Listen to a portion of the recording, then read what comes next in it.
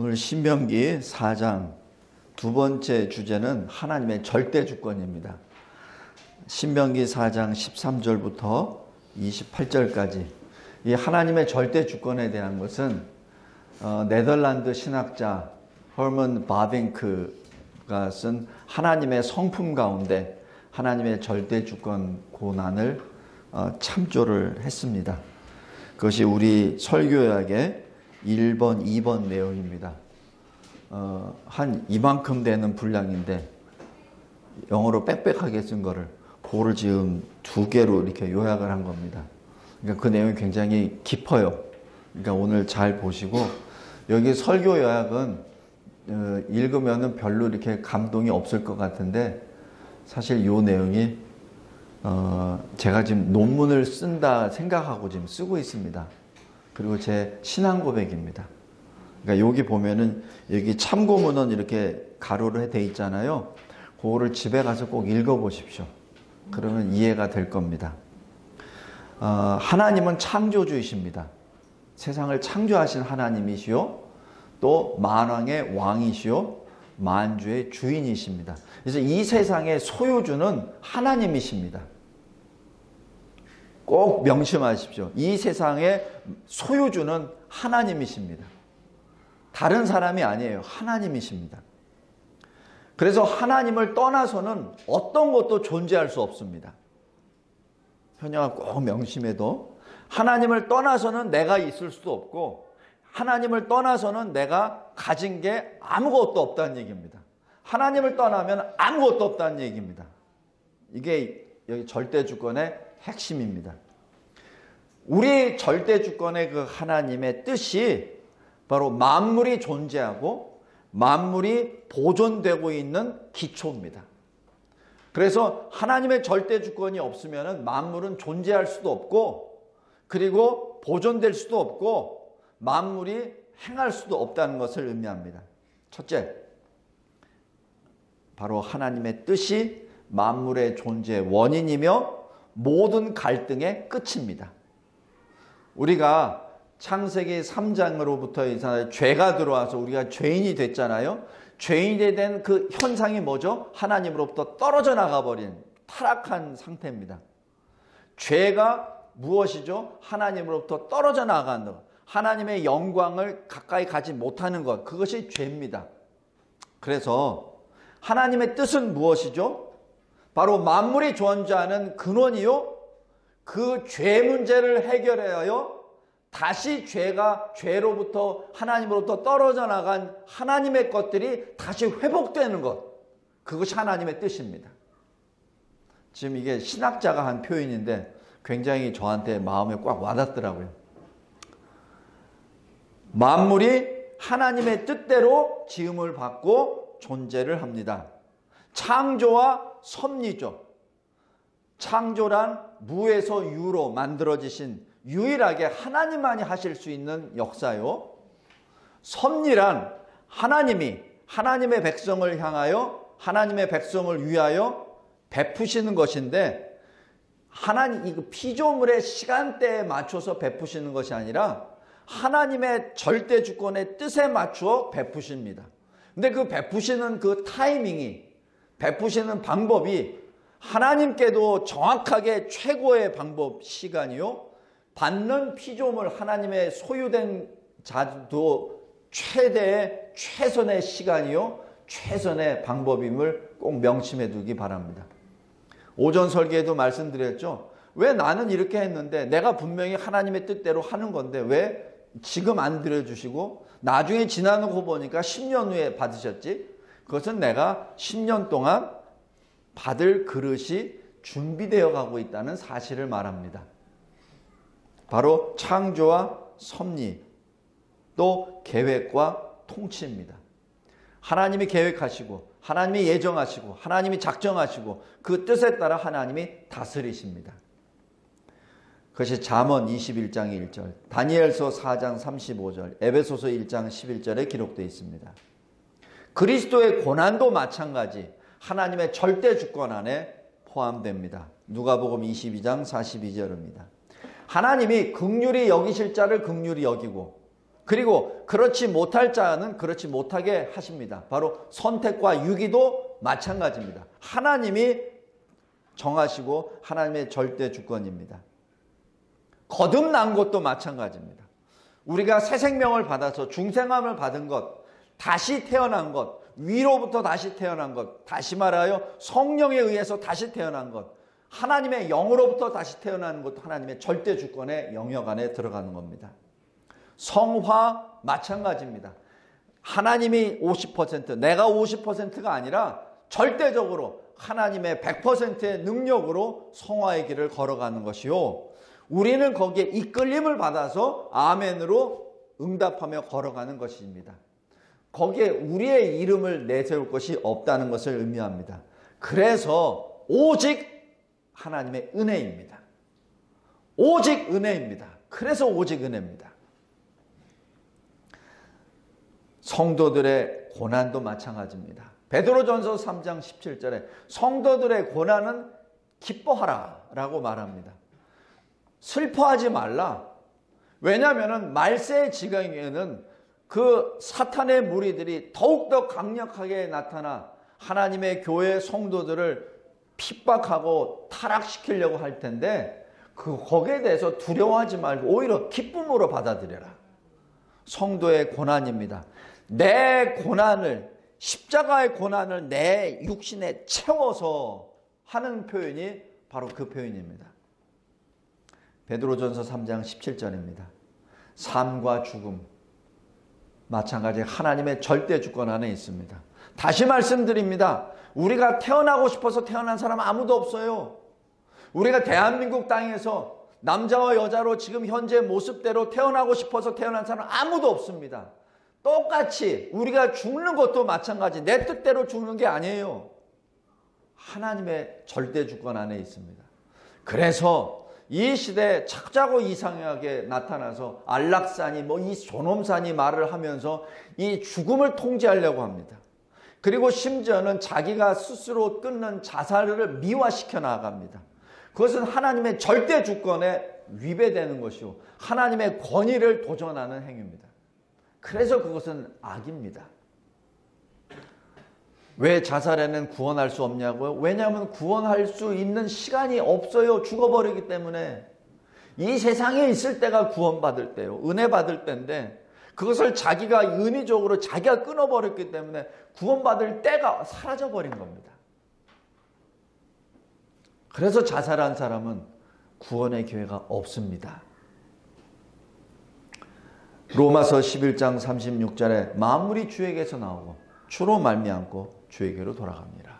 이걸 영어로 표현하면 from him, 그로부터, through him, 그를 통하여, and to him, 그에게로. 이제 이 표현을 제가 하는 이유가 그게 이게 형상적으로 나타나요. From him, through him, to him.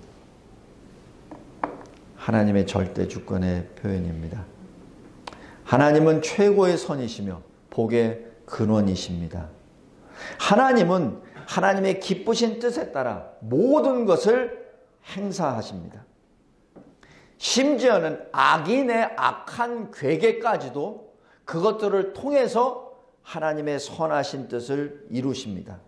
로마서 8장 28절입니다. 하나님의 뜻에는 숨겨진 뜻과 그리고 계시된 뜻이 있습니다. 신명기 29장 29절에 그 숨겨진 뜻을 감추어진 일이라고 표현하고, 계시된 뜻을 나타난 일, 이렇게 표현합니다.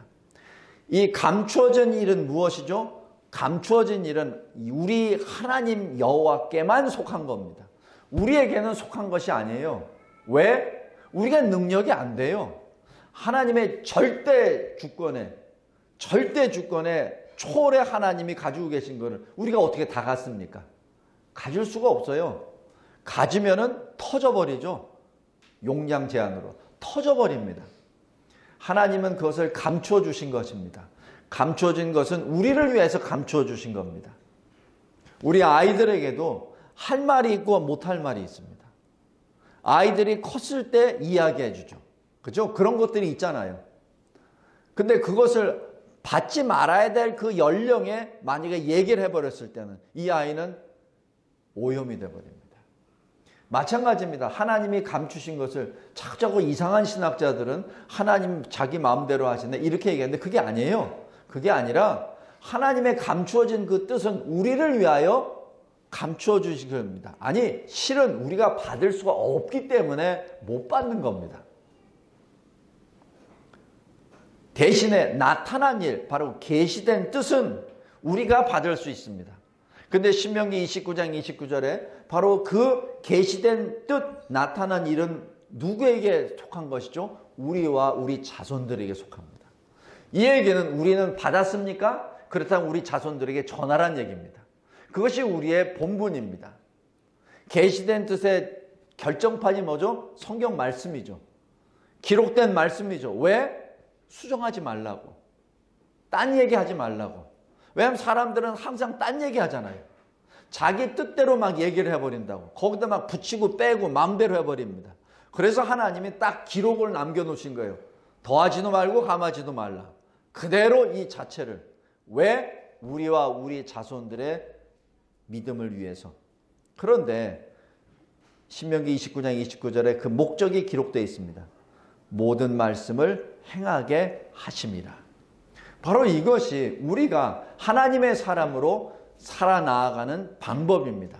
하나님이 우리에게 계시된 뜻, 하나님이 우리에게 나타내신 일, 하나님이 우리에게서 글자로 남겨주신 이 성경 말씀을 가지고 행하라고 주신 것이지 그냥 묵상하고 고개만 끄덕끄덕 하라고 주신 것이 아니란 얘기입니다. 행하라고. 심장, 새로운 심장, 하나님의 영을 받은 사람, 새로운 심장을 받아서 그 뛰는 심장으로 그 말씀을 받아 행하라고 우리에게 주신 것입니다.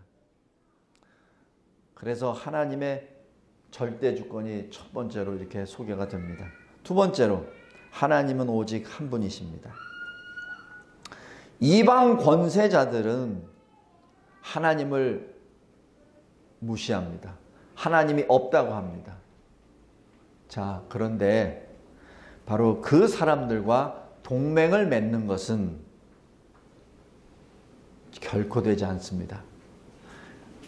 하나님을 믿지 않는 자들과 같이 동맹을 맺는 그 자체를 통해서 우리가 부패함을 입게 됩니다. 우리 썩은 음식 가지고 있으면은 그 옆에 있는 그 음식이 또 썩어져 버리잖아요. 곰팡이가 쓴 하나의 음식 때문에 또 썩어져, 곰팡이가 펴버리잖아요. 지금 이 아프리카 돼지 열병이 막 이게 나타나잖아요. 그 열병 때문에 다 퍼져버리잖아요. 마찬가지입니다. 우리가 악한 세력과 하나님을 부정하는 세력과 같이 협력을 해버리면 그 다음에는 우리가 서서히 그렇게 영향을 받게 됩니다. 그래서 목사로서 우리 성도들에게 계속 말하고 또 말하는 것은 무슨 일을 하든지 먼저 믿는 자와 동맹하라는 얘기입니다. 믿지 않는 자와 동맹을 하게 될 때는 자꾸 사람이 변해갑니다. 아무리 의로운 일을 한다 하더라도 그 의로운 일이 무슨 일인지를 정확히 봐야 됩니다. 무엇으로 봐야 되냐고요? 하나님의 눈으로 봐야 됩니다. 불신자와 동맹하는 것은 그것은 위험한 일입니다. 그냥 세상 일을 하기 위해서는 불신자와 같이 일할 수는 있어요. 일할 수는 있습니다. 우리가 따로 우리끼리 살 수는 없으니까. 그러나 하나님의 일을 할 때는 그것은 불신자와 동맹을 해서는 안 됩니다. 하나님의 일을 할 때는 하나님의 사람들과 같이 일을 해야 됩니다.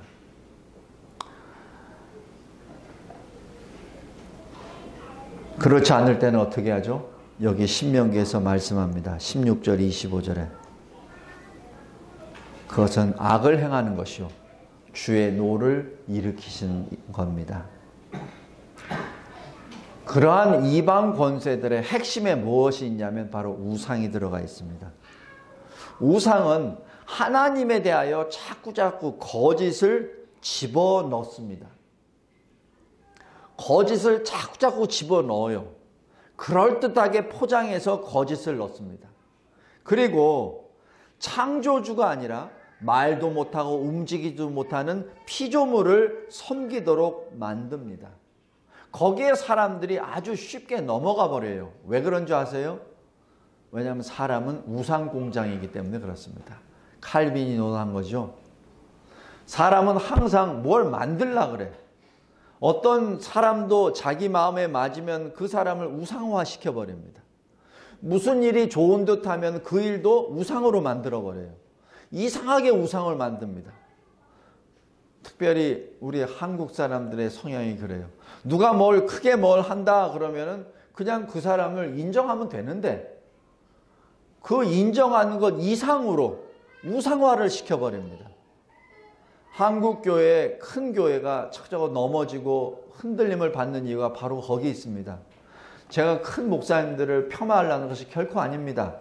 아무리 큰 목사님이라 하더라도, 아무리 위대한 선교사라 하더라도, 아무리 큰 업적을 남긴 신학자라 하더라도 사람입니다. 거기에는 흠이 있을 수밖에 없어요. 인정하고 들어가야 됩니다. 그리고 그를 통해서 받는 것은 그를 통해서 하나님이 주신 말씀을 영감을 받으면 돼요. 그 사람을 의지해서는 안 됩니다. 사람은 연약하고 부족한 죄인입니다.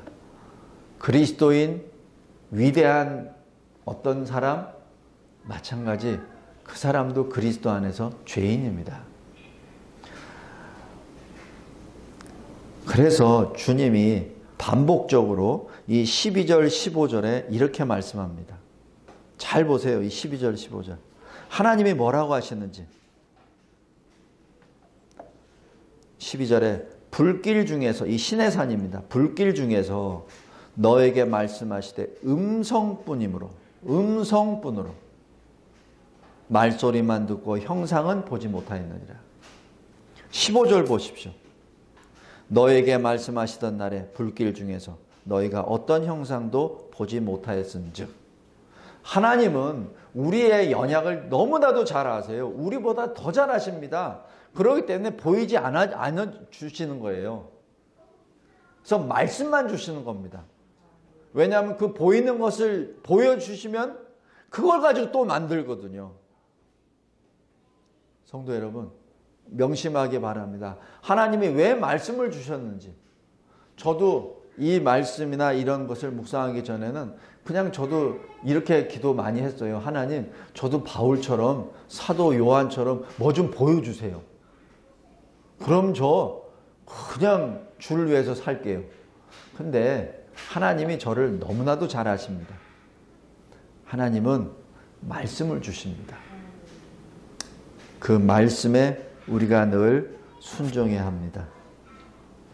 말씀에 순종하지 아니하면, 하나님께 순종하지 아니하면 하나님의 진노 앞에 섭니다. 하나님은 질투하시는 하나님. 그 질투는 우리가 가지고 있는 질투가 아닙니다. 표현을 질투하는 하나님이라고 표현하신 것이지, 이 질투의 표현은 하나님의 거룩을 말합니다. 하나님의 공의를 말합니다.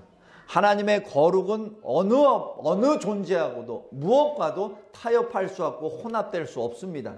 하나님의 공의는 그 무엇과도 같이 혼재될 수 없습니다. 그것을 질투하신다라고 표현했을 따름입니다. 이것이 하나님 절대주권의 두 번째입니다. 셋째로 하나님이 경고하십니다. 우상숭배는 하나님이 우리에게 주신 선물, 땅, 하나님이 주신 선물, 말씀, 그것을 더럽힙니다. 더럽히는데 아주 심각하게 더럽히고 그것을 가지고 오용하게, 잘못 사용하게끔 만들어버립니다. 말씀을 가지고 자기 마음대로 사용하는 사탄을 잘 보십시오. 그리고 하나님이 주신 선물, 이 땅을 잘못 더럽혔을 때 소돔이 됩니다. 어떻게 되는지 우리가 잘 알고 있습니다. 끊임없이 다가옵니다. 무엇이? 우상이. 그래서 요한일서에서도 계속 나온 것이 그 우상을 멀리하라라고 말씀합니다. 그러면 우상이 무엇입니까? 우상은 형상으로 나타나는 그것뿐만 아니라 나를 하나님으로부터 멀리 떨어지게 하는 것이 다 우상입니다. 다시 말씀드립니다. 나를 하나님으로부터 멀어지게 하는 것, 다 그게 우상입니다. 대표적인 게 뭐죠? 자기 사랑. 내가 나를 너무 사랑하니까, 내가 나를 너무 사랑해서 하나님을 멀리하죠. 내 건강이 1번입니다. 내 자식이 1번입니다. 내 사업이 1번입니다. 내 아내, 내 남편이 1번입니다. 내 부모가 1번입니다. 바로 그것이 자기애에서부터 시작됩니다. 성도 여러분, 명심해 주시기 바랍니다. 우상은 하나님으로부터 가로막는 모든 것이 우상입니다. 쾌락이 들어가고요, 번영이 그렇게 들어가고, 권력이 들어가고, 민족주의가 그런 것에 다 들어갑니다.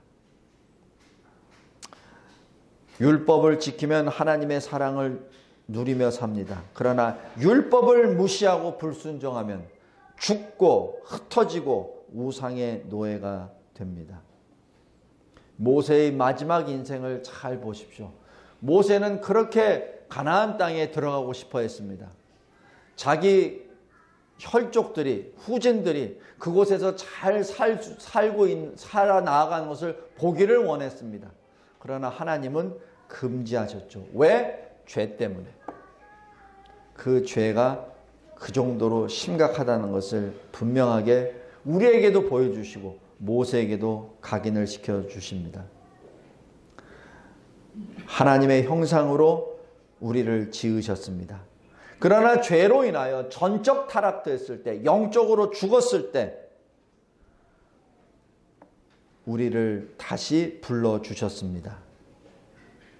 그것이 하나님의 언약입니다. 하나님의 말씀입니다. 너희는, 예레미야 26장 12절 말씀입니다. 나는 너희 중에 행하여 너희의 하나님이 되고, 여기서 굉장히 중요한 표현이 있어요. 나는 너희의 하나님이 되고, 그 사이에 무엇이 들어가냐면 너희 중에 행하여. 하나님이 말씀하시는 것은 내가 너희 중에 행함으로 너희의 하나님이 되신다는 얘기입니다. 하나님은 그냥 형이상학적으로, 관념적으로 하나님이 되시는 것이 아니라 우리 삶 가운데, 우리 가운데 하나님이 친히 행하심으로, 일하심으로 하나님이 되신다는 뜻입니다. 우리가 왜 하나님 말씀에 순종해야 되냐고요? 이렇게들 얘기하죠. 하나님이 그냥 마음대로 그냥 말씀 주시고 마음대로 자기 뜻대로 살라고 하네, 독재네, 이렇게들 표현하는 사람도 있습니다. 아닙니다. 그것이 아니라 하나님은 이미 우리 안에 이미 행하셨습니다. 거기에 대한 정점이 예수 그리스도 십자가 죽으심과 부활하심입니다. 하나님께서는 말씀을 주셨고 우리와 함께 하신다는 임마누엘의 그 언약을, 은혜 언약을 주셨고 그리스도를 통하여 성취하셨습니다. 성도 여러분, 하나님이 우리를 왜 창조하셨습니까? 하나님을 영화롭게 하고 영원토록 하나님을 즐거워하라고 우리를 지으셨죠. 그런데 그것이 무엇이죠? 그것이 바로 하나님의 뜻입니다. 그것이 바로 하나님의 절대 주권의 뜻입니다. 성도 여러분, 우연이란 없습니다. 필연입니다. 어떤 일이 벌어지는 건 잘 보십시오. 우연의 사건이 아닙니다. 필연입니다. 그것이 하나씩 하나씩 쌓이다 보면은 그것이 결과가 나오죠. 우연이 아닙니다. 어느 한 번의 하나의 사건으로 된 것이 아니라 실은 것이 누적된 것이죠. 우연이 아니라 필연입니다. 하나님은 하나님의 것으로 하나님의 뜻대로 역사하십니다. 그러므로 사람은 하나님의 뜻에 따라 행하시는 일을 주장할 권리가 없습니다. 우리는 토기장이의 손에 있는 흙이요, 하나님은 그 토기장이이십니다. 이것이 하나님의 절대 주권입니다. 신명기 4장 두 번째 주제, 바로 여호와 하나님만을 섬기라. 우상을 새기거나 만들지 말라. 너는 말씀에 순종하라 하는 것이 바로 하나님의 절대 주권적 뜻입니다.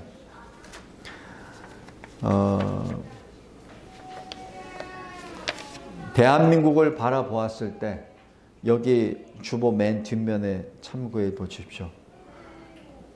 대한민국은 하나님이 세우셨습니다. 제가 누차 말씀드리지만 대한제국에서 대한민국이 생긴 것이 아니라 대한제국은 멸망했습니다. 지도상에 사라져 버렸습니다. 대한민국은 하나님이 다시 세우신 나라입니다. 물론 혈통상으로는 우리가 연계가 되어 있어요.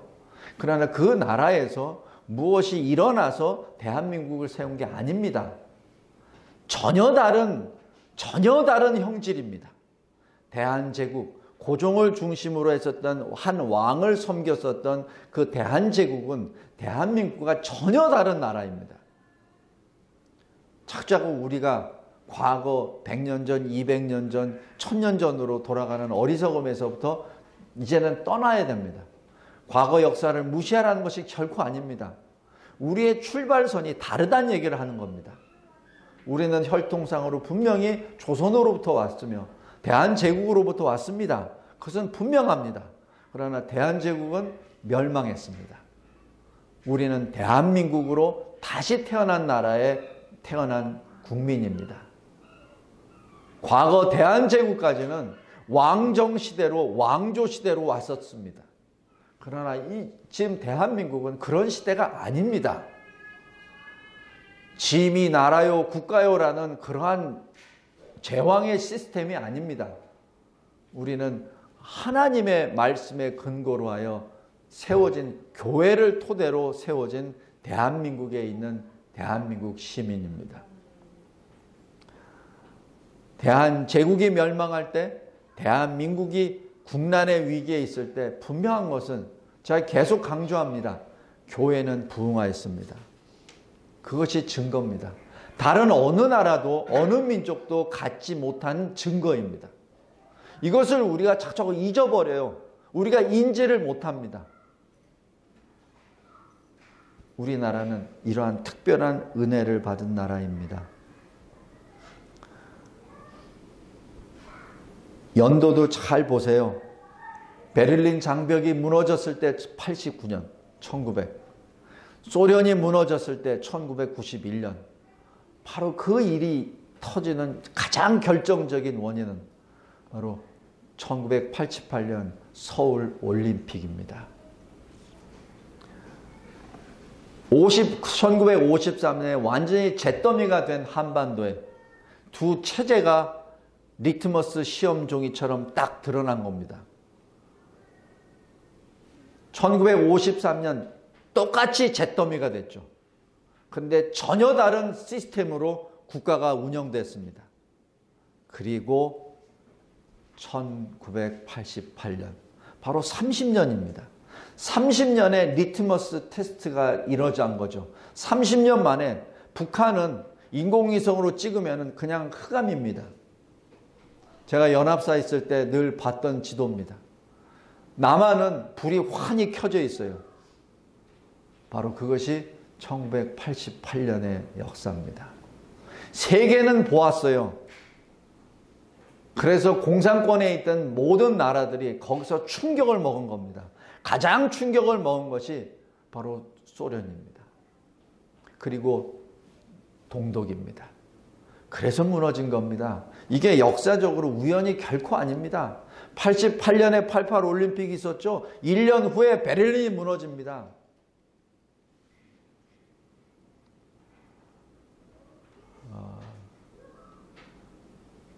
독일이 통일된 거에 결정타가 바로 우리나라입니다.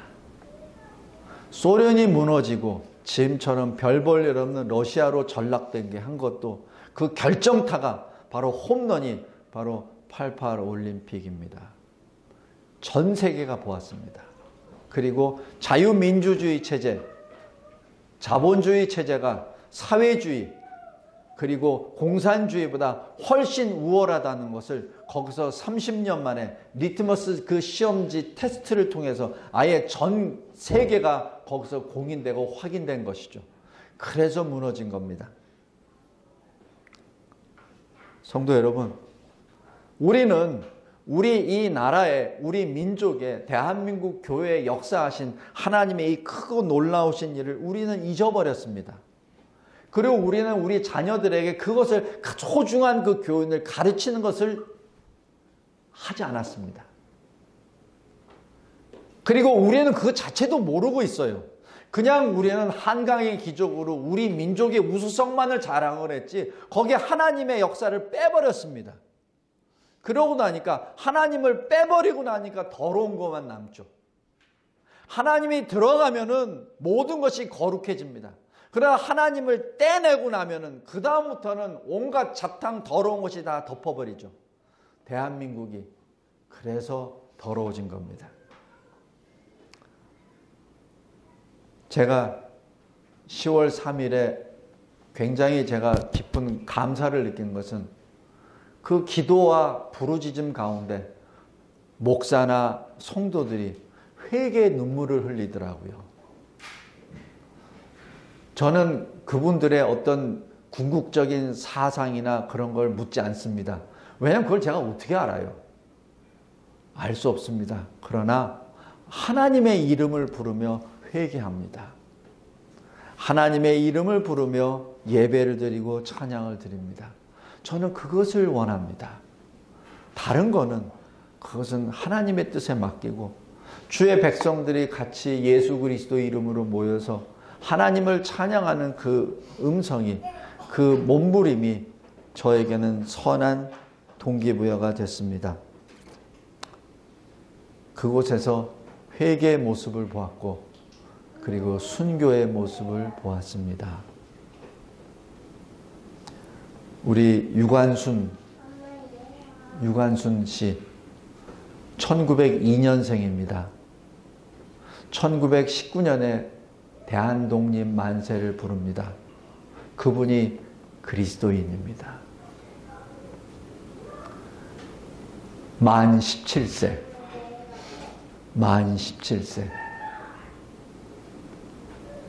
만 17세 어린 소녀가 태극기를 들고 나아갔습니다. 그 태극기를 들고 나아간 그 원동력은 바로 그리스도입니다. 그래, 그리스도입니다. 그리고 1920년에 주님께로 나아갑니다.